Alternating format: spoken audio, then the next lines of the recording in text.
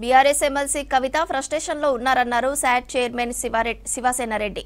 ఇంట్లో కేసీఆర్, పార్టీలోకి కేటీఆర్ రానివ్వడలేదని విమర్శించారు. ఉనికి కోసమే కవిత సీఎంపై విమర్శలు చేస్తున్నారని మండిపడ్డారు. హెచ్సీఏ స్కామ్లో ఏంటో విచారణలో బయటపడుతుందన్నారు. బీఆర్ఎస్ 10 ఏళ్లలో స్పోర్ట్స్ 350 కోట్లు ఇస్తే కాంగ్రెస్ ప్రభుత్వం కేవలం 2 ఏళ్లలోపే 800 కోట్లు కేటాయించిందన్నారు శివసేనారెడ్డి.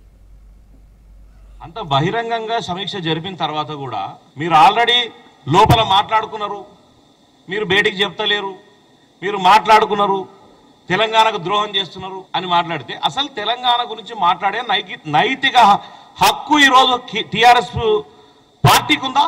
కేటీఆర్కి కానీ, హరీష్ రావుకి కానీ, కేసీఆర్కి కానీ, కవితకు కానీ, అంటే ఇప్పుడు కవిత కొత్త సొంత దుకాణం తెరుచుకునేదేమో కానీ వీళ్ళకు ఉందా? అరే టీఆర్ఎస్ పార్టీకే ఈరోజు మీ పార్టీ పేరు తీసిన రోజే మీ పని అయిపోయింది. ఈరోజు తెలంగాణ రాష్ట్ర సమితి కాదు, భారతీయ రాష్ట్ర సమితి.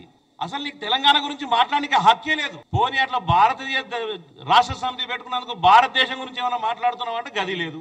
ఈరోజు చిత్తశుద్ధి ఉంది అని అంటే కాంగ్రెస్ పార్టీకి ఉంది.